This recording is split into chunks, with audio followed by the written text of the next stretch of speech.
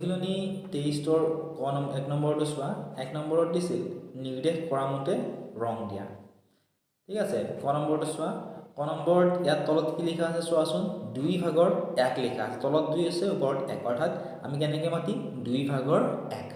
ঠিক আছে, মনত ৰ'বনে তোমালোকৰ 2 ভাগৰ 1।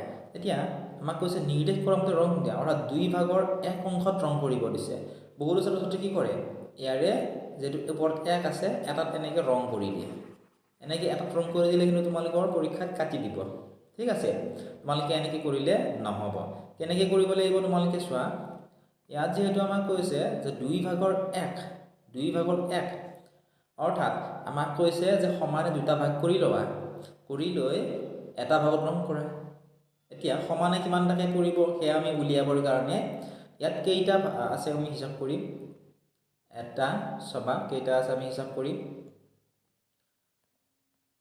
এটা, দুটা, তিনিটা, চাৰিটা, পাঁচটা, ছয়টা আছে। গতিকে 6 লিখি ল'ম আমি। এই 6টোক তলত কিমান আছে 2 আছে, 2ৰে আমি হৰণ কৰি দিম। আমি জানো 2 3 গুণ কিমান হয় 6, 6 6 গ'লে 0। কিমান পালোঁ চোৱা 3 পালোঁ। অৰ্থাৎ আমি যদিহে ইয়াৰে সমানে দুভাগ কৰোঁ, এটা ভাগত কিমানটাকৈ পৰিব 3টাকৈ। গতিকে আমাক কৈছে দুটা ভাগৰ এটা ভাগত ৰং কৰা। গতিকে সমানে চোৱা, এইটো এটা ভাগ কৰি ল'লোঁ হয়নে, আৰু এইটো এটা ভাগ, টোটেল দুটা ভাগ। 2 ভাগৰ 1তে ৰং কৰিব দিছে, গতিকে ইয়াৰ যিকোনো এটা ভাগত আমি ৰং কৰি দিলে আনসাৰটো পাই যাম। অৰ্থাৎ তেনেকৈ আমি উলিয়াব লাগিব। আমি প্ৰথম ভাগটোতে ধুনীয়াকৈ ৰং কৰি দিওঁ। ঠিক আছে, এনেকৈ ৰং কৰি দিবা। তোমালোকে নিৰ্দিষ্ট কালাৰ ব্যৱহাৰ কৰিবা আৰু ধুনীয়াকৈ ৰং কৰিবা। ঠিক আছে, ইয়াত তোমালোকৰ দেখাত হয়তো ভাল নহ'বও পাৰে, তোমালোকে ধুনীয়াকৈ ৰং কৰি ল'বা। ঠিক আছে, ইয়াতে এনেকৈ 3টাত কৰিবা, ক নম্বৰটো 3টাত। আশা কৰিছোঁ বুজি পালা, এনেকৈ কৰি ল'বা হ'ব। এতিয়া নেক্সট চাবা তোমালোকে খ নম্বৰটো। খ নম্বৰত দিছিল 3 ভাগৰ 1ত। এবাৰ কিমান দিছে 3 ভাগৰ 1।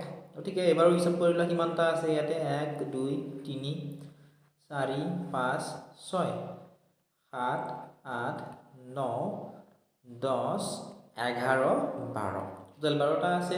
গতিকে 12ক আমি কি কৰিব লাগিব 3ৰে হৰণ কৰি দিব লাগিব। ঠিক আছে, হৰণ কৰোঁ আহাচোন।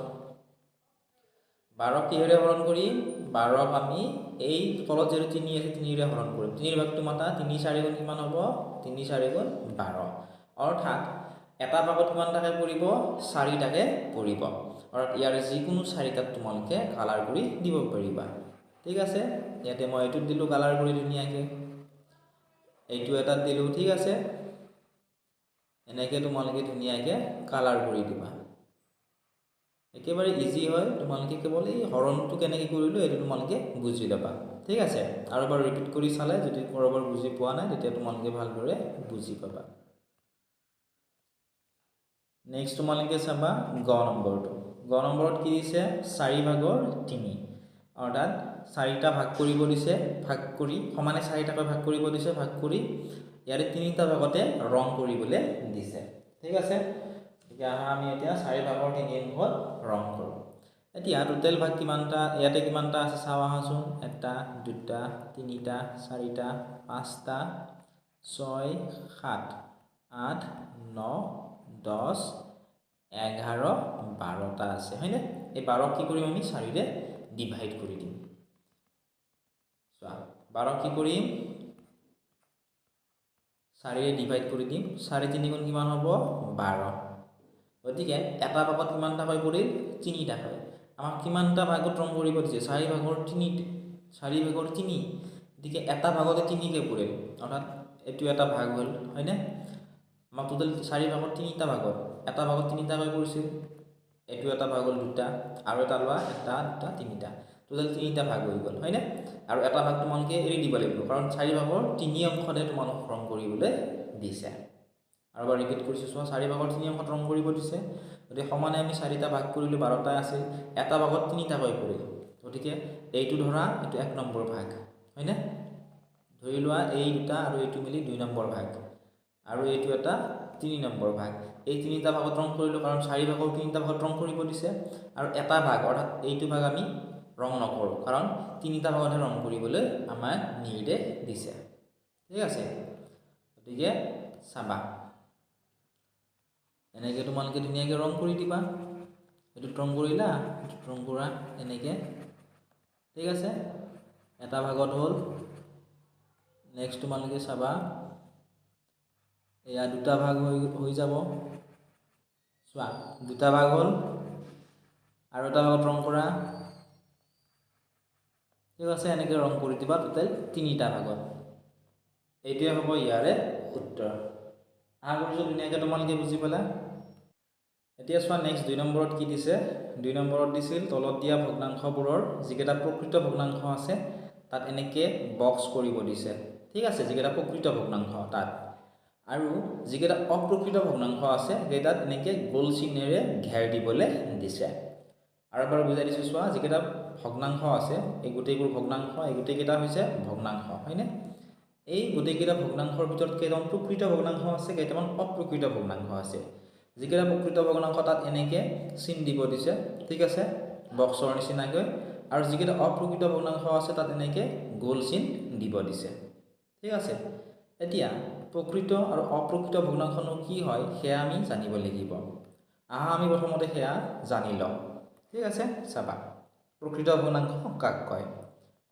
যিবিলাক ভগ্নাংশৰ লবটো হৰতকৈ সৰু সেইবোৰে হৈছে প্ৰকৃত ভগ্নাংশ উদাহৰণ হিচাপে চোৱা যিকোনো এটা ভগ্নাংশ তোমালোকে লোৱা ইয়াৰ থকা 2 ভাগৰ 1টোৱে ল'লো হয়নে এই ভগ্নাংশটোৰ এইটো হৈছে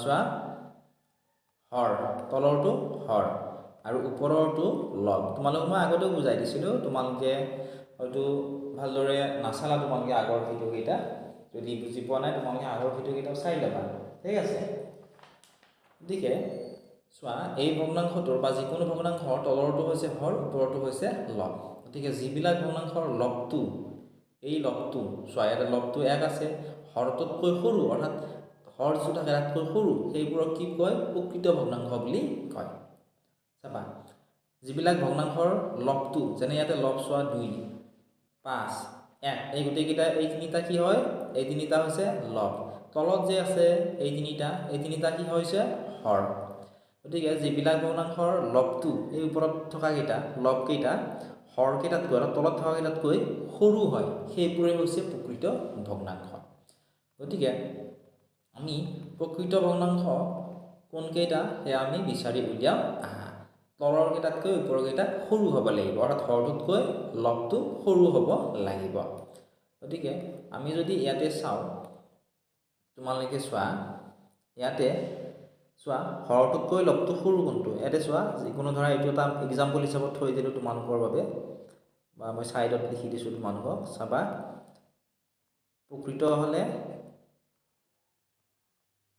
এনেকুৱা হ'ব লাগিব হৰটোতকৈ ওপৰত থকা এই লবটো কি হ'ব লাগিব সৰু হ'ব লাগিব এতিয়া হৰ ডাঙৰ লব সৰু চোৱা এইটো 4 ভাগৰ 1টো গতিকে এইটো প্ৰকৃত ভগ্নাংশ ইয়াক আমি এনেকুৱা ধৰণৰ বাকচত ভৰাব লাগিব ঠিক আছে নেক্সট চোৱা